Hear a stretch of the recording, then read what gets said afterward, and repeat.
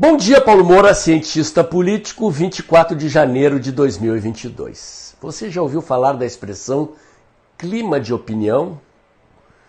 Conhece a teoria da espiral do silêncio? Sabe por que a mídia toda, que é de esquerda, não me canso de dizer, é o principal partido de oposição no Brasil, cria esse ambiente de opressão contra o presidente Bolsonaro e os seus apoiadores? Pois é, eu vou dar uma explicação teórica para vocês do porquê que a mídia faz isso, mas antes eu quero agradecer a você que doa pelo Pix e pela conta bancária do canal. A sua doação ajuda a ampliar a estrutura do canal, a melhorar o alcance dos meus vídeos, lembrando que este é um canal que faz análise política com viés conservador, à luz da ciência política e da teoria da comunicação, em vídeos curtos. Se você já doou o seu Pix desse mês aqui, meu muito obrigado. Se ainda vai doar, meu muito obrigado também. A sua doação é o que garante a independência das opiniões e análises que eu faço aqui. Muito bem, gente. Vou explicar para vocês por que esse ambiente opressivo contra a direita brasileira, contra o presidente Bolsonaro, contra os conservadores, que a mídia produz inundando o noticiário diariamente. Aliás, não só o noticiário, toda a programação da mídia de ataques sistemáticos ao presidente Bolsonaro desde o início do governo. Aliás, desde antes do governo, da campanha eleitoral, o presidente Bolsonaro já era atacado. O clima de opinião na mídia contra o presidente e a direita só fez crescer depois que ganhamos a eleição. A teoria da espiral do silêncio foi desenvolvida por uma socióloga judia alemã chamada Elisabeth Noelle Neumann. E ela estava preocupada com a opinião pública depreciativa, autodepreciativa dos alemães em relação à própria pátria, em relação à própria nação. Quer dizer, naquela época, pós-Segunda Guerra Mundial, década de 1950, a Alemanha saía da derrota em duas guerras. No entre-guerras houve a República de Weimar, um período de uma hiperinflação, daquelas de deixar a inflação do tempo do governo Sarney no chinelo. E os alemães falavam muito mal de si mesmos, né? Nós brasileiros temos aí, se chama de complexo de vira-lata. A gente muitas vezes costuma falar mal do próprio país. E a Elisabeth Noelle Neumann então foi estudar esse negócio e descobriu que a origem dessas opiniões autodepreciativas estava nos cronistas de opinião da imprensa alemã. Naquela época, obviamente, não existia internet. A imprensa influenciava muito mais a opinião pública do que quaisquer outras formas de formação da opinião pública. E a opinião que os cronistas de opinião emitiam contaminava a percepção que os alemães tinham de si mesmos e da Alemanha. Depois, alguns pesquisadores norte-americanos pegaram esta teoria da Elisabeth Noelle Neumann e foram estudar a formação de opinião pública, não apenas pela imprensa, mas nos círculos de relacionamento social. Qual é o fundamento da ideia da teoria? Ela parte do seguinte princípio: nós somos seres sociais, nós seres humanos somos seres sociais. Desde o tempo das cavernas, nós sentimos necessidade de nos agruparmos para nos defendermos, naquela época, das intempéries do clima, das agressividades da natureza, dos animais selvagens, ou eventualmente até de outros bandos humanos, naqueles conflitos que aconteciam na pré-história.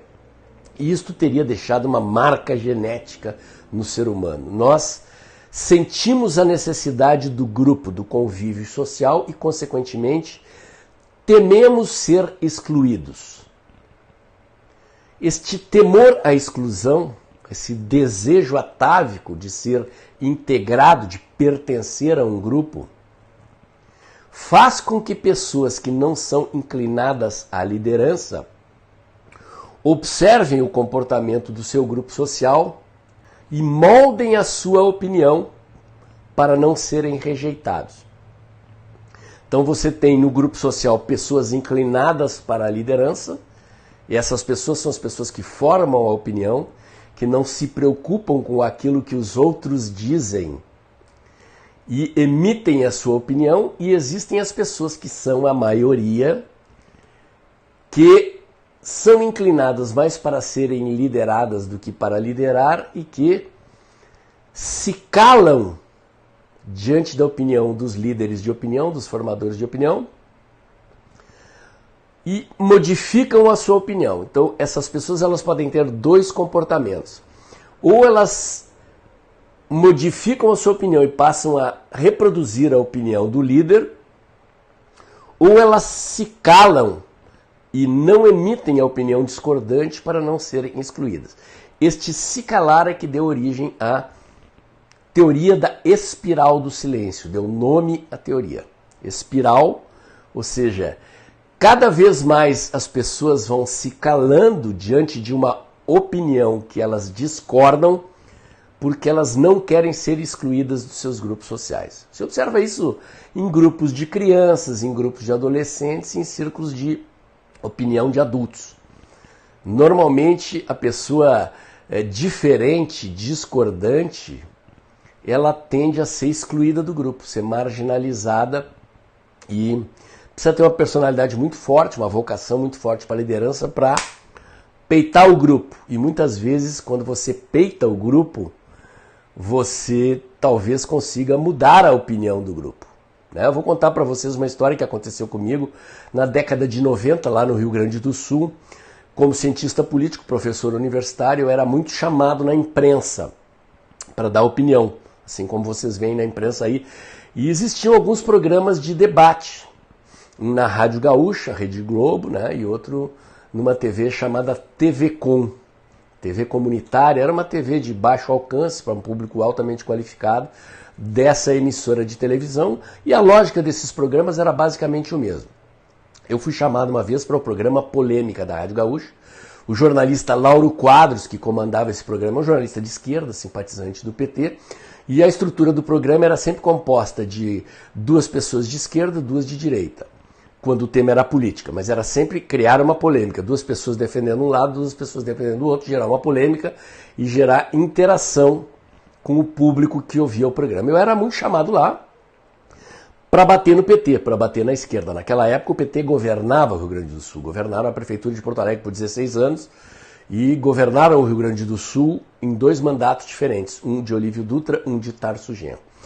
E num desses programas estavam lá dois deputados do PT. Um era o Henrique Fontana, outra era a Maria do Rosário. E o debate acontecendo, e o jornalista Lauro Quadros chega e pergunta para mim, então você é de direita? Eu disse, sim, eu sou de direita. E os meus dois interlocutores do PT, o Henrique Fontana e a Maria do Rosário, se entreolharam e riram, Tipo assim, jogamos o cara numa armadilha, isolamos o cara. Sim, porque no passado, ser de direita no Brasil era uma coisa opressora, Você era oprimido a sentir vergonha de dizer que era patriota, de direita, conservador e assim por diante. Eu observei aquilo, mas fiquei quieto, porque eu sabia o que eu estava fazendo. Eu sabia que aquele programa de rádio atingia milhões de pessoas e ao assumir que eu era de direita, eu estava passando um recado para as outras pessoas. Não sintam medo de assumir que vocês são de direita. Assumam as suas posições, defendam as suas posições em público. Vamos virar esse jogo. Vejam só, se olhar nos anos 90, 90, primeira década dos anos 2000, estamos entrando na terceira década dos anos 2000, faz uns 30 anos. E olha como a coisa mudou. Nós recuperamos o sentimento patriótico no Brasil. Hoje as pessoas, pelo menos as pessoas que apoiam esse governo e uma parcela expressiva da sociedade brasileira, veste verde e amarelo, defende o país, assume que é conservadora, assume que é de direita e praticamente a gente virou a espiral do silêncio. A eleição do presidente Bolsonaro foi o símbolo máximo dessa virada. Ou seja, os patriotas, os conservadores, os liberais, as pessoas de centro-direita, somadas às pessoas de direita, formaram uma maioria e elegeram o presidente. Hoje, de certa forma, dizer que é comunista em público, dizer que é petista em público é o que causa vergonha, porque é uma coisa associada a valores e atributos ruins, Corrupto, ladrão, comunista, são coisas mal vistas na sociedade brasileira, graças a essa virada de opinião, a quebra da espiral do silêncio.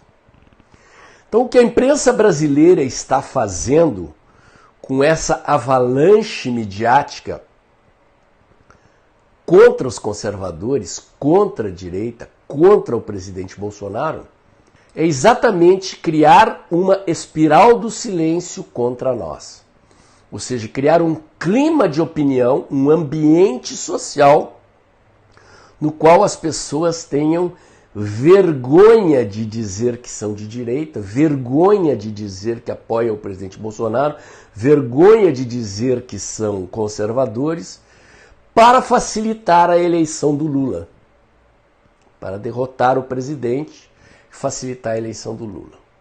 E por que isso é importante, gente? Por dois motivos. Em primeiro lugar, o que se observa claramente, os seguidores do presidente Bolsonaro estão vacinados contra isso.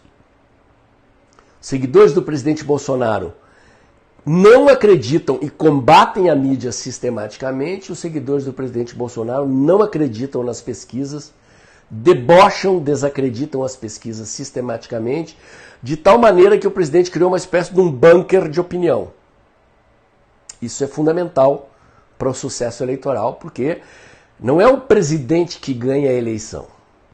Somos nós que fazemos a campanha para ele. Nós, nos nossos círculos de convivência social, convivência digital e convivência social real, é que convencemos as pessoas dos nossos círculos de relacionamento que é melhor votar no presidente Bolsonaro e o Brasil continuar no rumo que ele entrou em 2018 do que trazer o PT corrupto, do que trazer os ladrões e os comunistas de volta para o governo.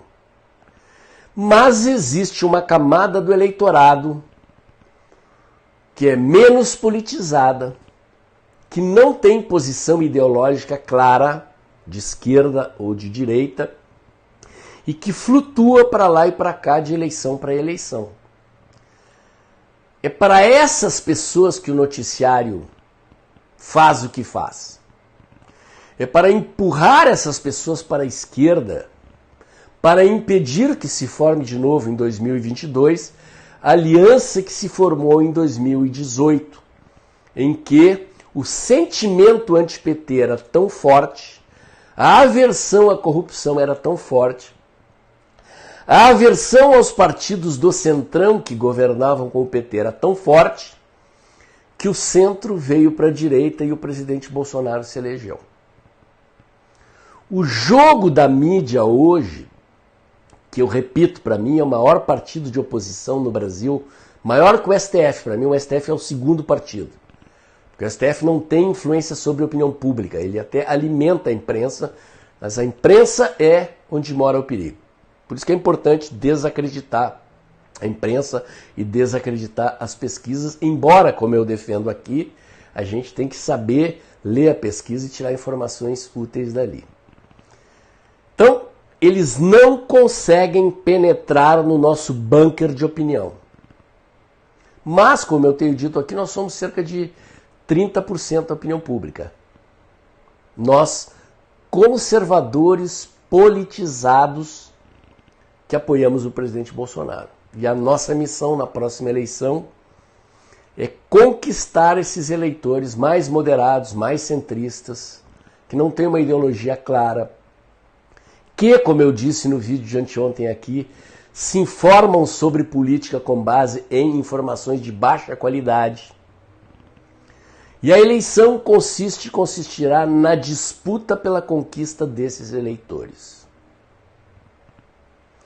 Por isso que é importante quebrarmos de novo a espiral do silêncio ou a tentativa da mídia de construir um clima de opinião, uma espiral do silêncio contra os conservadores, contra os defensores da liberdade, contra o presidente Bolsonaro. Eu estou aqui, inclusive criei esse canal, entre outras coisas, há cerca de 1 ano e meio, tendo como objetivo, em parte, fazer exatamente isso.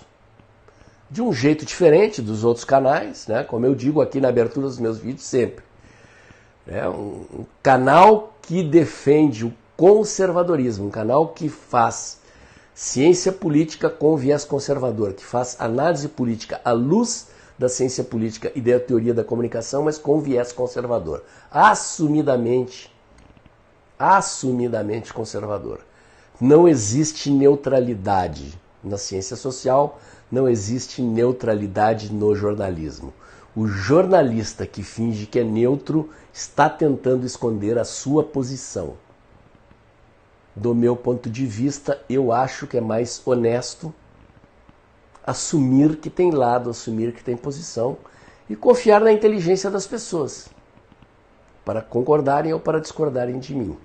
Espero estar contribuindo a minha maneira para quebrar a espiral do silêncio que a mídia constrói a favor da esquerda e para a reeleição do presidente Bolsonaro. E você, o que achou? Gostou desse vídeo? Aprendeu alguma coisa nova sobre espiral do silêncio? Então, faz um pix aí, ajuda o canal a crescer e não se esqueça. Siga os meus canais alternativos, o Dextra by Paulo Moura no Telegram, o Dextra Jornalismo na cos.tv. Acompanhe meus comentários diários no canal Tempo e Dinheiro do jornalista João Batista Olive de segunda a sexta-feira em torno de 2 horas da tarde. E lembre-se que o Pix é logo depois da vinheta. Terminada a vinheta do vídeo, abre o aplicativo do seu banco e faz a sua contribuição aí. Ela é muito importante para preservar o trabalho de informação e análise independente desse canal. Até o próximo vídeo.